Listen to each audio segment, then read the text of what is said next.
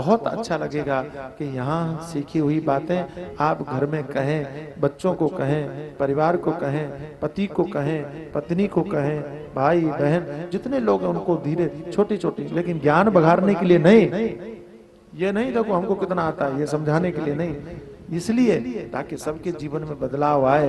और हमेशा शिक्षा की बात मधुरता से कही जानी चाहिए, शिक्षा की बात प्रेम से कही जानी चाहिए। और मैं हमेशा से मानता रहा हूं कि शिक्षा डंडे के बल पर सिखाई नहीं जा सकती। डंडे के बल पर तो कुत्तों को ट्रेंड किया जा सकता है, जानवरों को ट्रेंड किया जा सकता है, आदमी को डंडे के बल पे सिखाया नहीं। जहां उसको मौका मिलेगा वो भाग जाएगा। इसलिए अगर आप अपने घर में परिवर्तन चाहते हैं तो डंडे की जगह विवेक का उपयोग करिए, समझदारी का उपयोग कीजिए, धैर्य का उपयोग कीजिए। और विवेक और समझदारी का उपयोग किया, निश्चित रूप से परिवर्तन आएगा।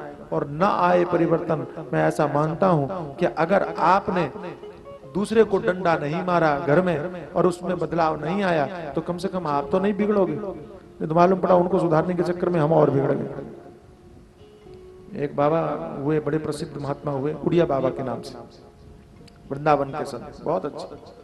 तो आश्रम में किसी ने गलती किया तो किसी ने बोला कि महाराज उसने गलती किया,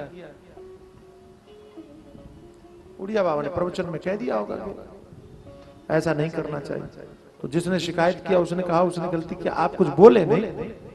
बोले मैंने प्रवचन में बोल तो दिया। बोले प्रवचन में बोलने से नहीं होता। तो कहा कि सामने बुला के डांटना चाहिए, क्रोध करना चाहिए। तो बाबा हंसने लगे।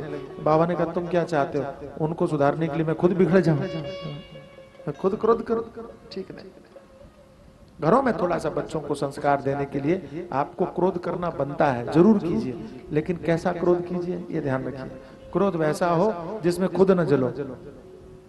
दूसरों को सुधारने के लिए जैसे आग का उपयोग करते हो कि रोटी भी बन जाए, आपका हाथ भी न जले, तो क्या करते हो? चिमटे का उपयोग करते हो।